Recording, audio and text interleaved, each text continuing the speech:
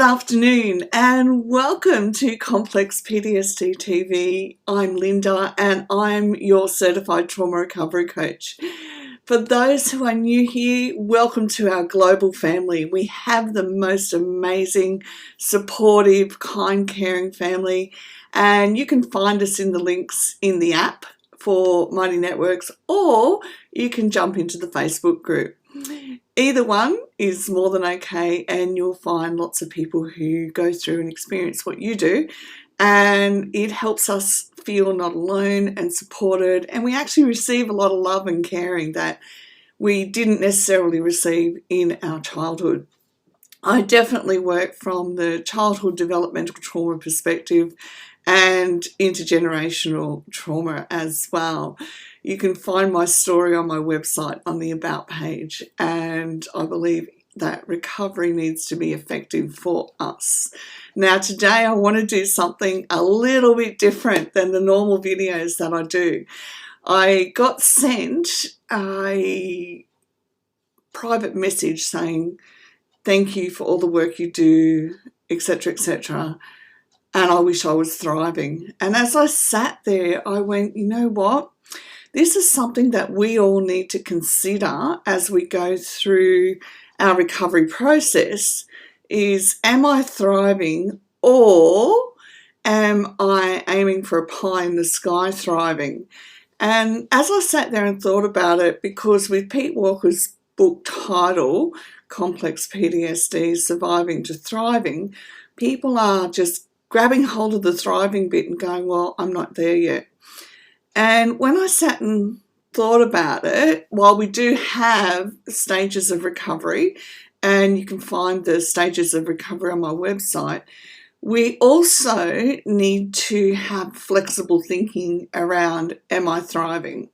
Now, if you're into comparing your life to mine or to anyone else's, what we're about to discuss may cause you to feel a bit of shame, and I don't want that. So I want you to really adult through this and think about, should I compare, shouldn't I, and what do I need to do about it? I also want you to be able to ask these questions of yourself and be able to see where you are thriving compared to this time last year. All right? Now,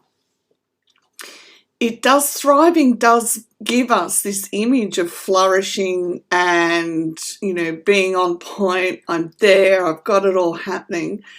And that's okay. It's always good to have a goal to aim for. But the reality with complex PTSD recovery is that it doesn't always look like this beautiful image that we've got in our mind of what each part of our life would look like as we go through this recovery process. So I looked back on my recovery process and said, well, what did thriving look like at each point in time? Because then I'm going to be able to build within myself a belief for myself and a belief about myself. And if I was to say to you, well, one of the crucial points of recovery is to say, I believe in myself. It's something that when we're in the early stages, we think, how can I believe in myself? But actually, if you do this process that I'm about to take you through, you're going to be able to begin to believe in your ability to keep doing recovery, which builds into you a belief in yourself that when it gets to the harder parts of recovery, so as we become more well, things feel harder, but we get through them because we know we can, then you're going to be able to say and recognize that you have actually been believing in yourself, okay? So when I was bedridden for 2.5 years, there was no way on God's green earth I could ever have said I'm thriving. It just wasn't going to happen. But when I began to take steps to get out of bed, and I was so terrified of falling over because I wouldn't have been able to get up. Remember, this is back in the time when I had a full-time carer. Okay, so I used to get out of bed when they weren't home so that I could begin to get my life back. But here's the thing, the day that I made it up and down that hallway 4 times, not sequentially, it was like up out to the computer, type on the computer in a Facebook group. I was supporting other people when I was nonverbal, back down to bed and crash out. But the day that I was able to do that for that whole process 4 times, I knew that I'd make it in my recovery, because there was this belief, okay, if I can do this more than once and I can do it again and again, then whatever it takes, I'm going to be able to make it through. What I didn't know back then was anything that I know now, okay? So it's good that we have more knowledge than I had back then. So then when I was able to get out of bed for most of the day, I realised that I didn't have any memory. So I had no memory of how to cook, clean, what else was there? Laundry. I couldn't remember how to put the laundry on. Oh my goodness, what a nightmare.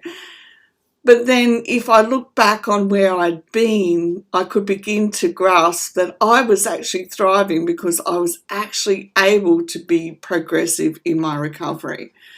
So once I got all that back and then I was able to drive again, life went on to, okay, now I can think, I can study.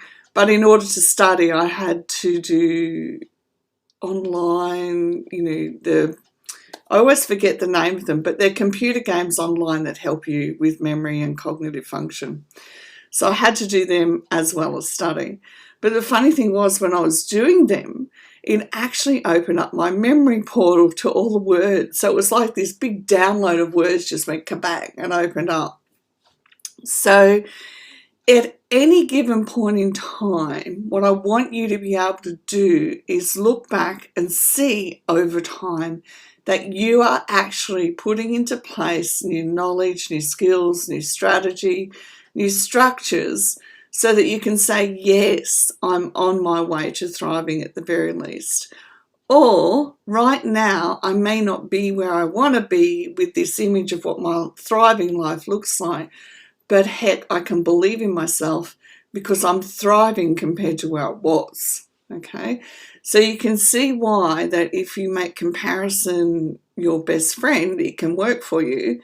But if you compare your life to where you've been, you're better off than comparing your life to where you want to be, because one will boost you up and see all the work, it'll validate all the work that you've put in, and the other will tear you down and put you back into a state of depression more than likely, because you say, but I haven't made it there yet. As somebody who's been walking this road for over 10 years now, to be well, I can guarantee that the last 3 have been the most productive because of all the neuroscience I've learnt and apply and work with my clients with to get effective results quickly.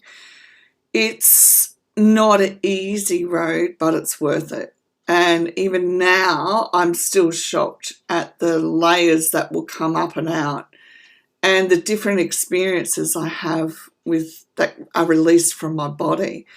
So I want you to know it is possible, and we've got to be able to be willing to sit in the space of knowing that thriving can mean definitely goals that I've got, but thriving also means, heck, when I look back, I have put in so much work and I'm doing so much more well than I ever thought was possible at one stage, and the work is worth it.